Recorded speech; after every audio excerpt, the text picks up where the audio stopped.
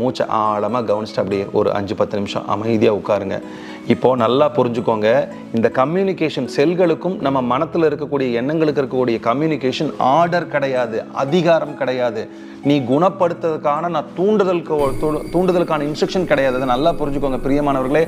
இப்போ நான் சொல்லி கொடுக்குற உடனே என்னோட புண்ணை குணப்படுத்து, சீக்கிரம் ஆறவை, என்னோட வலி வேதனை சீக்கிரம் வெயி, இது பண்ண விடு அப்படின்னு சொல்லக்கூடிய இன்ஸ்ட்ரக்ஷனோ நம்ம ஒரு அதிகார தோரணை சொல்றோம்னா செல்கள் கேட்காது. அது கூட இணைப்புணர்வாக இருக்கணும். நாம் எப்படி அதுக்கு நம்ம கன்வே பண்ணணும், இந்த அஃபர்மேஷனை சுய பிரகடனத்தை நம்ம எப்படி கன்வே பண்ணணும் செலுத்தணும் அப்படின்னா செல்களுக்கு இப்படி கைகளை வச்சுட்டு, இவ்வளோ நாள் நீ இந்த உடம்புக்காக வேலை செஞ்சுட்டு இருந்த, நான் உங்களோட தொடர்பு வச்சுக்கிட்டதே இல்லை, ஆனால் இன்னையிலிருந்து இந்த க்ஷணத்திலிருந்து நான் உங்களோட தொடர்பு வச்சுக்கணும்னு ஆசைப்பட்றேன். அப்படி தான் ஆரம்பிக்கணும். இது பைத்தியகாரத்தனமாக ஜிப்ரிஷா கூட இருக்கலாம், ஆனால் யாருக்கெல்லாம் நம்பிக்கை இருக்குதோ கண்டிப்பாக தெய்வீக சக்தி உங்களால் உணர முடியும், அந்த ஹீலிங் உங்களால் கொண்டு வர முடியும்.